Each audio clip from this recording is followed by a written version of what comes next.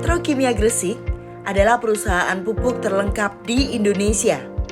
Dengan salah satu produk utamanya, pupuk NPK Ponska mengandung unsur hara lengkap, menjaga kesuburan tanah, sehingga siap mendukung program ketahanan pangan nasional.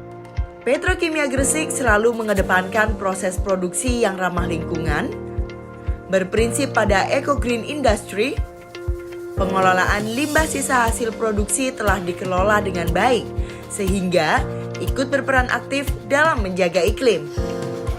Salah satu inovasi dalam aspek lingkungan yaitu memanfaatkan limbah padat hasil pengurasan kolam equalizer sebagai bahan filler pada pupuk NPK oleh gugus SS Seludar-Seludur.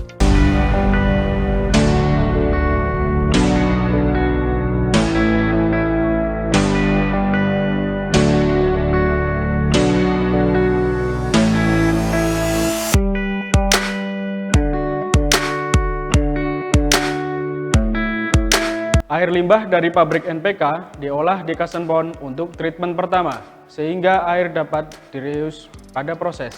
Sisa air limbah selanjutnya ditransfer ke IPAL unit equalizer untuk treatment akhir. Air limbah yang telah memenuhi baku mutu dialirkan ke laut. Kolam equalizer secara berkala akan dikuras untuk mengambil sludge pada dasar kolam. Sludge equalizer hanya ditimbun di disposal sehingga berpotensi mengkontaminasi tanah dan menimbulkan biaya pengelolaan yang tinggi. Dari data timbulan limbah padat diketahui paling dominan adalah sludge equalizer, yaitu sebesar 178 ton per bulan. Sasaran yang ingin dicapai adalah meningkatkan pemanfaatan limbah sludge equalizer di disposal sebesar rata-rata 178 ton per bulan. Ada 5 dugaan akar penyebab masalah dari tingginya akumulasi sludge equalizer di disposal. Setelah dilakukan analisa, ada 2 akar penyebab dominan dengan persentase 82%, yaitu belum adanya metode pemanfaatan sludge equalizer dan sludge equalizer masih mengandung kadar N, P, dan K. Untuk menyelesaikan akar permasalahan tersebut, dilakukan penelitian dengan alternatif solusi yang pertama. Sludge equalizer yang masih mengandung unsur hara NPK dijual langsung sebagai pupuk. Namun, biaya pengurusan izin yang tinggi dan berpotensi digunakan sebagai pupuk palsu, sehingga alternatif ini tidak dipilih. Alternatif kedua, sludge equalizer digunakan langsung sebagai bahan baku pada proses produksi pupuk NPK. Namun, perlu penambahan alat dengan biaya investasi yang tinggi, sehingga alternatif kedua tidak dipilih. Alternatif yang ketiga, sludge equalizer dicampur dengan bahan baku ZA. Namun, dari hasil evaluasi dapat mempengaruhi kualitas pupuk NPK yang dihasilkan, maka alternatif 3 tidak dipilih. Alternatif keempat, sludge equalizer dicampur dengan bahan baku urea, namun dapat mengaruhi kualitas pupuk NPK yang dihasilkan, sehingga alternatif keempat tidak dipilih. Alternatif kelima, sludge equalizer dicampur dengan bahan baku KCl, namun dapat mempengaruhi kualitas pupuk NPK yang dihasilkan, maka alternatif kelima tidak dipilih.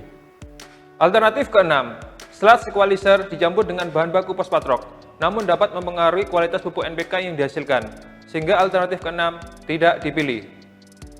Alternatif ketujuh, sludge equalizer dicampur dengan bahan filler clay. Pada alternatif ini tidak mempengaruhi kualitas pupuk NPK yang dihasilkan, maka alternatif ketujuh dipilih sebagai solusi yang terbaik. Untuk mendapatkan bahan campuran yang paling optimal dan mampu menyerap sludge equalizer terbanyak, dilakukan uji aplikasi penggunaan dengan beberapa variasi pencampuran bahan sludge equalizer dan clay pada tanggal 8 Juli sampai dengan 15 September 2019 di pabrik NPK 2 dengan hasil sebagai berikut. Uji aplikasi variasi ke-1 adalah sludge equalizer 90% dan clay 10%. Namun, pada aplikasinya masih ada kendala homogenitas dan granulasi. Kondisi granulasi yang masih basah dan masih ada hambatan pada proses dengan adanya buntuan karena produk yang basah. Variasi kedua, sludge equalizer 80% dan clay 20%. dan masih didapati kendala pada homogenitas, kondisi granul, dan juga masih terdapat hambatan proses disebabkan produk yang masih basah. Variasi yang ketiga, sludge equalizer 70% dan clay 30%. Dan juga masih terkendala pada homogenitas, kondisi granul, dan juga terdapat hambatan proses. Variasi keempat, sludge equalizer 60% dan clay 40%. Pada percobaan ini, homogenitas dan kondisi granulasi bagus, tidak basah, dan tidak didapati hambatan proses. Variasi kelima, sludge equalizer 50% dan clay 50%. Homogenitas dan kondisi granul bagus, tidak ada hambatan produksi. Variasi keenam, sludge equalizer 40% dan clay 60%.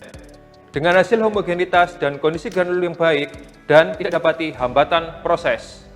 Variasi ketujuh, sludge equalizer 30% dan clay 70%. Dengan hasil homogenitas dan kondisi granulasi yang bagus dan tidak terdapat hambatan proses.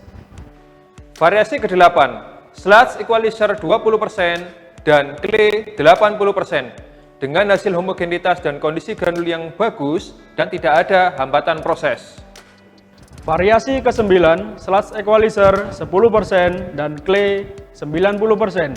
Dengan hasil homogenitas dan kondisi granul yang bagus serta tidak ada hambatan proses. Dari hasil riset uji aplikasi di lapangan, proses produksi yang paling optimal dan mampu menyerap sludge equalizer yang paling tinggi adalah variasi yang keempat, yaitu sludge equalizer 60% dan clay 40%. Jadi apabila dihitung dari total konsumsi bahan filler sebesar 0,07 ton per ton produk dengan rate produksi rata-rata 302 ton per hari, maka didapatkan hasil pemanfaatan sludge equalizer sebesar 13,8 ton per hari. Sehingga variasi pencampuran sludge equalizer 60% dan clay 40% sebagai bahan filler diaplikasikan kembali pada tanggal 22 sampai dengan 25 September 2019 untuk memvalidasi hasil uji pada produk pupuk yang dihasilkan. Hasil pada uji tersebut, kualitas unsur hara dan bentuk butiran produk pupuk NPK sesuai dengan standar SNI pupuk NPK padat 2803/2010. Setelah dilakukan evaluasi alur proses, terlihat bahwa sebelum perbaikan, sludge equalizer hanya ditimbun di disposal.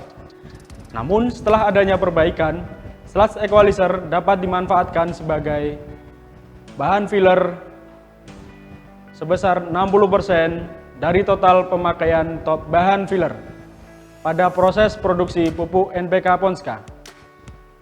Pada perbandingan Pareto tema didapatkan penurunan persentase jenis limbah sebesar 69%. Perbandingan Pareto judul mengalami penurunan sebesar 90,3% dari sebelum adanya inovasi perbaikan.